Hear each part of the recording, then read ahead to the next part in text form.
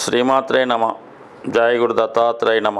ఈ వీడియోలో మనం సెప్టెంబర్ 1వ తారీఖు నుంచి 7వ తారీఖు మధ్యలో జరగబోయే వార ఫలాలు మిథున రాశి వారికి ఏ విధంగా ఉండబోతున్నాయి అని పరిశీలించినప్పుడు, ఈ వార ప్రారంభంలో ధనస్థానంలో బుధగ్రహ సంచారం జాతకుని యొక్క మాటకి చాలా విలువ పెరుగుతుంది. కుటుంబపరమైనటువంటి సమస్యలు పరిష్కరించే ప్రయత్నం చేస్తాడు. తన వ్యక్తిగత సామర్థ్యంతో ఆర్థిక సంపద పెంచుకునే అవకాశాలు చాలా బలంగా ఉన్నాయి.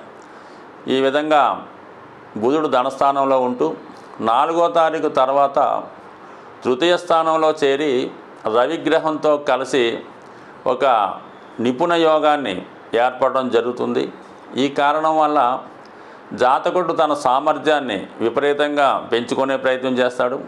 అలాగే కొత్త విషయాలు తెలుసుకోవడం కానీ, తన టెక్నాలజీని పెంచుకునే ప్రయత్నం చేయడం కానీ, అలాగే జ్ఞాపక శక్తి పెరుగుతుంది. కొత్త అగ్రిమెంట్లు చేసుకుంటాడు. కొత్త వారితో పరిచయాలు పెరిగే అవకాశం ఉంది. తను చేస్తున్నటువంటి వృత్తిలో తన యొక్క సామర్థ్యాన్ని, తన తెలివితేటల్ని ఉపయోగించి వృత్తిలో చాలా అభివృద్ధి చెందే అవకాశం ఉంది. ఇది కొంతమంది వ్యాపారపరంగా కొత్తగా వ్యాపారం చేద్దామని మనకు అనుకూలంగా ఉంటుంది. అలాగే రాశి యందు కుజగ్రహ సంచారం జాతకుడు చాలా తొందరపాటుతనానికి గురవుతుంటాడు. ఏమాత్రం ఆలస్యాన్ని కూడా తట్టుకోలేకపోతుంటాడు. ఏ పనైనా అనుకున్న ఎమ్మటే చేయాలనే ప్రయత్నం జరుగుతుంది. కానీ కొంత నిదానంగా వ్యవహరించడం మంచిది.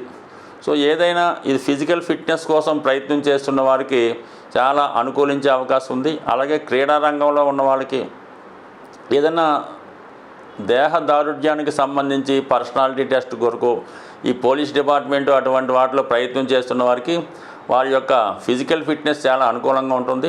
వాళ్ళే కూడా ఆరోగ్యం మెరుగుపరిచే నిమిత్తం మరి రన్నింగ్ చేయడం కానీ, వాకింగ్ చేయడం కానీ, ప్రతిరోజు వ్యాయామం చేయడం కానీ, ఇటువంటి వాటి మీద జాతకుడికి ఇంట్రెస్ట్ కలుగుతూ ఉంది. సో కొంతకాలం పాటు ఈ విధంగా తన సామర్థ్యాన్ని పెంచుకునే ప్రయత్నంలో ఇటువంటి వ్యాయామాలు లాంటివి చేస్తూ ఉంటారు. అయితే ఈ మిథున రాశి వారు ఏది కూడా కంటిన్యూ చేసే అవకాశం ఉంది. ప్రారంభించినప్పుడు ఏదైనా పని చేద్దాం అనుకుంటే వెంబటనే దాన్ని ప్రారంభిస్తారు. అలాగే దాన్ని ఒక 15 రోజులు 20 రోజులు కూడా కంటిన్యూ చేయలేకపోతుంటారు. మళ్ళీ మధ్యలో ఆపివేయడం జరుగుతూ ఉంటుంది. సో ఏదైనా ఒక కాన్ఫిడెన్స్తో, ఒక స్థిర నిర్ణయంతో, ఒక స్థిరమైన అభిప్రాయంతో ఈ మిథున రాశి వారు ఏది చేసినా కూడా 100% దాంట్లో సక్సెస్ అవుతారు. అది సాధించగలుగుతూ ఉంటారు. కానీ వీళ్ళు ఎట్టి పరిస్థితిలో కూడా ఏది కూడా కంటిన్యూ చేయరు. ప్రతి విషయాన్ని మధ్యలో ఆగిపేస్తుంటారు. ఆ కారణం వల్ల వీళ్ళు చాలా విషయాల్లో, చాలా సందర్భాల్లో ప్రావీణ్యం ఉన్నప్పుడు కూడా దేంట్లో కూడా పూర్తిగా ప్రావీణ్యం చేయలేకపోతుంటారు. అలాగే దేంట్లో కూడా స్థిరమైన సామర్థ్యాన్ని సాధించలేకపోతుంటారు. అయినప్పుడు కూడా చాలా సులువుగా ధనం సంపాదించాలనే వీళ్ళ ఆలోచన ఎంతసేపు కూడా అడ్వాన్స్గా ఫ్యూచర్ని ఆలోచిస్తుంటారు. కాబట్టి వారి యొక్క తెలివితేటలతో ఏమాత్రం కష్టపడకుండా మీడియేటర్గానే ధనం సంపాదించే అవకాశాలు ఎక్కువగా ఉంటాయి. సో ఈ విధంగా ఈ రాశివారికి ఈ బుధ రవి యోగం అన్నది ఈ వారం బాగా పనిచేస్తుంది. అలాగే శుక్రుడు చతుర్థ స్థానంలో ఉండడం వలన ఏదన్నా వాహనం లేదంటే ఇల్లు, గృహం లాంటి కొనే అవకాశాలు ఉన్నాయి. చాలా కాలంగా ఎదురు చూస్తున్నటువంటి ఇలాంటి ఏదైనా వాహన యోగం కానీ, గృహయోగం కానీ ఈ వారంలో జాతకుడికి ఏర్పడే అవకాశం ఉంది.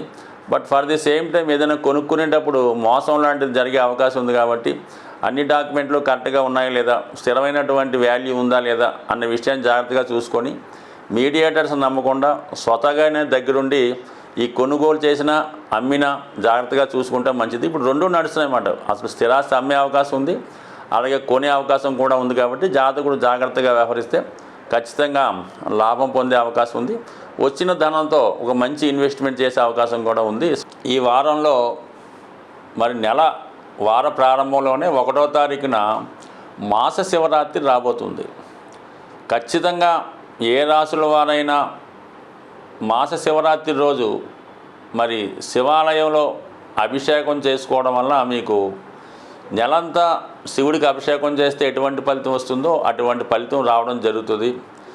ఎవరికైనా ఐశ్వర్యం ఇవ్వాలన్నా ఖచ్చితంగా శివుడి వల్లే అవుతుంది. కాబట్టి కంపల్సరిగా ఎవరైతే జ్యోతిష శాస్త్రాన్ని నమ్ముతారో, నవగ్రహాలను నమ్ముతారో వాళ్ళు ఖచ్చితంగా శివుని యొక్క ఆరాధన, ఎస్పెషల్లీ ఇటువంటి మాస శివరాత్రి వచ్చినప్పుడు అభిషేకం చేసుకోవడం వల్ల, లేదంటే ఆరుద్ర నక్షత్రం వచ్చిన రోజు కొన్ని పర్వదినాల్లో శివుడికి అభిషేకం చేసుకోవడం వల్ల మరి అంత నవగ్రహాల వల్ల వచ్చే ఇబ్బందుల్ని కేవలం శివుని అనుగ్రహంతో తొలగించుకునే అవకాశం ఉంది.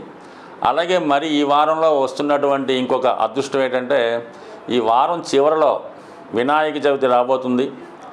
ఈ వినాయక చవితి ప్రతి ఒక్కరు కూడా వాళ్ళ వ్యాపార సంస్థలో కానీ వాళ్ళ గృహంలో కానీ వాళ్ళ స్థాయిని బట్టి మరి వినాయకుడిని ప్రతిష్ఠ చేసుకొని అది 3 రోజులు 5 రోజులు 7, 9 అలా నవరాత్రులు చేస్తూ ఉంటారు. సో ఏదో ఒక ఈ విధంగా కనీసం 3 రోజులన్నా విఘ్నేశ్వరుని మీరు మీ గృహంలో ప్రతిష్ఠించి తగు విధంగా పూజా కార్యక్రమాలు చేసుకోవడం వల్ల వినాయకుడు ఒక రోజన్నా మీ గృహంలో ఉండడం వలన మీ గృహంలో నిద్రించడం వలన 100% అన్ని సంకటాలు తొలగిపోయే అవకాశం ఉంది. అలాగే ముఖ్యంగా అపనిందలు నీలాపనిందలు పోవాలంటే విఘ్నేశ్వరుని పూజించాలని చెప్తూ ఉంటారు కదా. ప్రస్తుతం ఏంటంటే నీలాపనిందలు అవి పెద్దగా ఎవరు పట్టించుకోరు, కానీ రుణాలు అప్పులే పెద్ద ప్రమాదం అన్నమాట. అటువంటి అప్పుల నుంచి బయటపడాలంటే కంపల్సరిగా ఈ వినాయక చవితి రోజు కనీసం ఒక రోజన్నా మీ గృహంలో విఘ్నేశ్వరుడు కొలువై ఉండే విధంగా ఒక రాత్రి మీ గృహంలో ఉండే విధంగా నిద్రించే విధంగా చేసుకుంటే 100% రాబోయే రోజుల్లో ఆర్థికపరమైనటువంటి సమస్యల నుంచి బయటపడుతూ ఉంటారు. చాలామంది ఏమనుకుంటారంటే మనం బయట పందిరిలో వినాయకుడు ప్రతిష్ఠించారు అక్కడ పూజ చేసుకుంటున్నాం కదా ఇంట్లో అక్కర్లేదనుకుంటారు. కనీసం మీకు అలా కాకుండా మీరు కూడా ప్రత్యేకంగా గృహంలో చేసుకోవాలి. మీరు గృహంలో ఉంటే గృహంలో చేసుకోవాలి.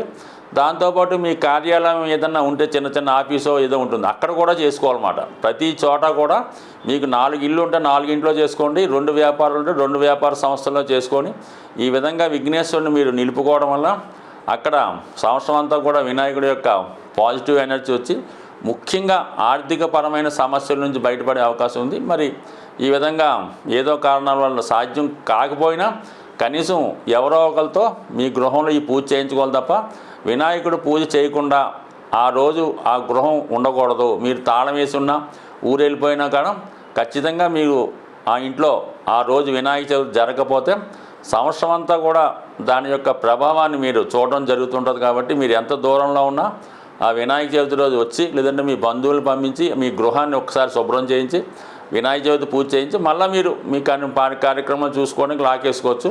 బట్ ఏదైనా ఖచ్చితంగా మాత్రం ఈ కార్యక్రమం నిర్వహిస్తే 100% సంవత్సరం అంతా వచ్చే ఈతి బాధల నుంచి బయటపడే అవకాశం ఉంది. స్వస్తి.